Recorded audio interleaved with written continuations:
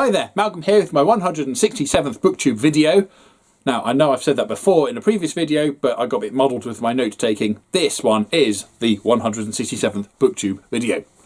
Anyway, today I'll be reviewing The Kaiju Preservation Society by John Scalzi. Saw the title in a bookshop and just couldn't resist. Now, I will not mention Jurassic Park, as that will be completely misleading and set you down the wrong path of what you think the book's like.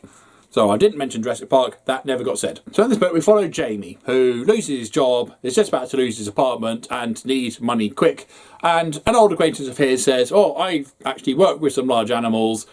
We need someone to come and do some heavy lifting for us. What do you think? Well, I could do heavy lifting, why not? And so he signs up, not knowing that actually he's going to travel to an alternate version of Earth where mountain-sized kaiju roam about, and he's part of a team in a wildlife preservation area. And we just follow his experiences and his adventures as he joins the team, gets there in the first place and finds out exactly what he's expected to do, and then some of the escapades as they go around doing the various things. One of them, for example, being in a helicopter spraying out pheromones to try and attract one kaiju to meet up with another kaiju on the view of making smaller kaiju. And needless to say, there is a lot of screaming involved as the various hapless humans are every now and again terrified to within... oh, bollocks. Needless to say, there's lots of screaming involved. I absolutely love this book. So funny, so ridiculous.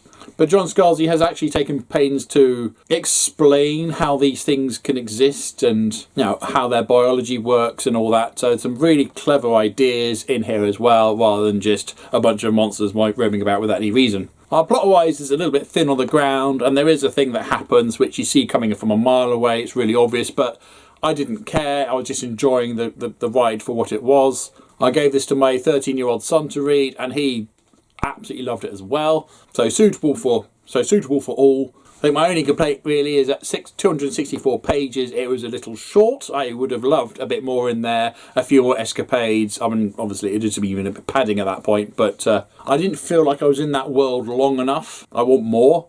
A sequel would be great, although I'm not expecting one.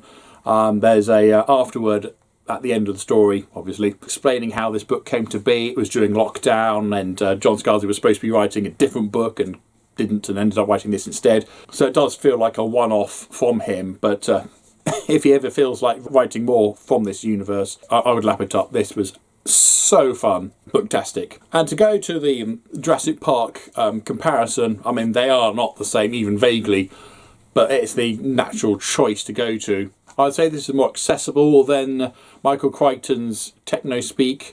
I absolutely love Jurassic Park. It is one of my favourite books of all time. But I do understand that sometimes his story does get bogged down with technical jargon. And okay, they do discuss how all the kaiju work in here, but at no point does it overdo it or you get lost in technical mumbo-jumbo. You know, the story flows along very nicely. And the characters in here are enjoyable. Not saying they're not enjoyable in Jurassic Park though. And even the front cover, I would say, trying to give that Jurassic Park vibe is a little bit misleading. They're not Godzilla creatures, although some of them are a bit Godzilla-like. There's explanations to how they have radioactive breath and all that. But, you know, consider them to be just really humongous monsters as opposed to giant T-Rexes or lizards or something. And the fact that it's all set on an alternative Earth is really interesting as well. And strangely enough, it's that sort of it's that one aspect that isn't really explored further. They do sort of mention about a multiverse type theory and the fact that they can only jump to this one other world of all the possibilities. And having read Stephen Baxter and Terry Pratchett's The Long Earth series, where there are countless alternative Earths with various variations within them, to only have one, and it happens to be to a place where there's giant kaiju going around, is really interesting, but perhaps a little unexplored. Kaiju Preservation Society, have you read it? Have you even heard of it? Have you looked at the cover and thought, oh, that's ridiculous? Comments below, please. But as usual, if you have nothing nice to say, then please keep it to yourself. Thank you, and until next time, see you later.